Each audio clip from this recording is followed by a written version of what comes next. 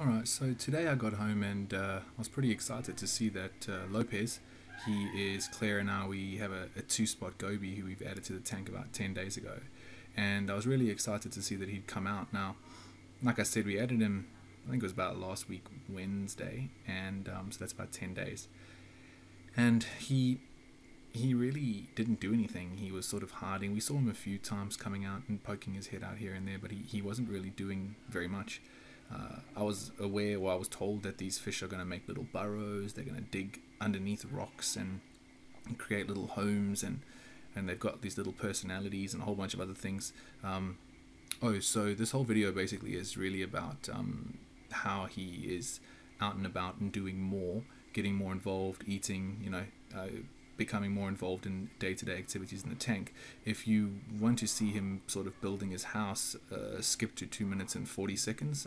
I understand that not everyone is as excited in watching a sand sifting fish as I am.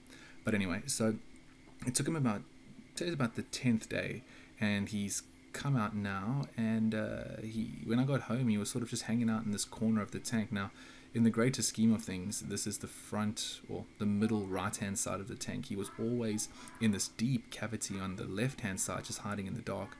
So today he's moved out here next to the hammer corals, and he's just sifting and definitely getting a bit fatter. I was quite impressed to see, you'll see a few of his side views. I mean, he's still a skinny dude, but he was a lot skinnier when we got him. I didn't think he was going to make it, if I have to be honest with myself, because he was really, really skinny. But what you can see him doing here is basically just sifting through the sand, and I think there's a lot of food in there for him. Nothing else has really done what he's done to the sand before, so he's really just first at the smorgasbord, I guess. But yeah, so he basically, when I got home, he was out in the front, and I was like, oh, I wonder what he's doing there. And as I started getting close to the tank, I saw, well, it looks as though he'd created this little corner, or this little area on the right, like sort of where you can see him now. Just behind him, it's sort of sloped under the rocks. Now, sometimes the current moves the sand around, and I thought maybe it was just the current doing that. But it looked too perfect almost, so I kind of got a bit closer and I watched him there. And as I got closer to the tank, he got a little bit of a fright, and he scooted backwards underneath the rock. And I thought, oh my god, there's no hole under there. Turns out that he's actually, the whole day today, been making a little house under there. And what you'll see now is him actually making it. I caught him doing it again. Obviously the water current blew some sand in, so he goes in under the rock, scoops it up with his mouth, comes out and spits it out the front.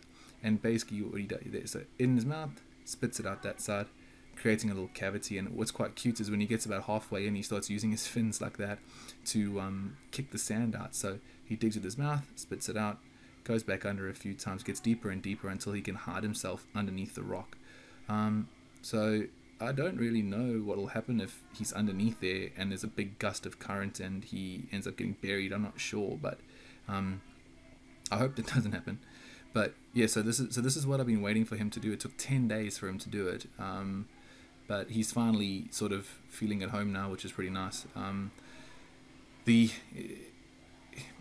was thinking about getting a little shrimp. So if you Google videos of pistol shrimp and goby pairs, you'll see what I mean. They kind of live together in their little burrows, but I don't really want to add a shrimp. I think I've got enough stuff in the tank for now. But this is Lopez making his home. I'm pretty excited about it. You should be too.